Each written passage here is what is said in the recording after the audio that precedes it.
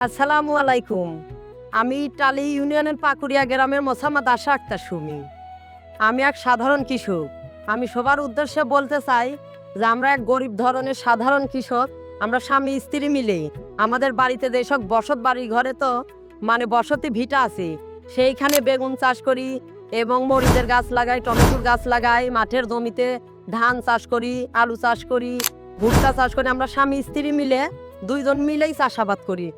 দুইজন মিলে চাষাবাদ করার উপকারিতা হলো দুইজন মিলে চাষাবাদ করলে কাজটা সহজ হয়। আমরা এই উদ্দেশ্যেই স্বামী স্ত্রী একত্রিত হয়ে ফসল আবাদ করি। স্বামীর কাজে হেল্প করা এটা স্ত্রীর জন্য ভালো দিক দেখায়। কারণ আমরা যদি স্বামী স্ত্রী মিলে এই কাজটা না করি, আমাদের দুইটা কর্মচারী লাগতো, সেরকম কর্মচারী রাখার মতন যোগ্যতাবান মানুষ আমরা না। তাই আমরা স্বামী স্ত্রী মিলে উভয় মিলেই চেষ্টা করি ফসল ফলানোর। আমি সবার উদ্দেশ্যে একটা কথাই বলতে চাই যে স্বামী স্ত্রী মিলে যদি দুইজন মিলে যেই কোনো কাজ, কৃষি ক্ষেত্রে হোক পারিবারিক ক্ষেত্রে হোক, মনের দিক থেকে মিল দিয়ে একটা কাজ করলে কাজটা ভালো হয়। সবার উদ্দেশ্যে এটাই বলা যায় যে কৃষি কাজ আপনারা স্বামী স্ত্রী মিলে যদি করেন তাহলে আগামী প্রজন্মের জন্য ভালো হবে।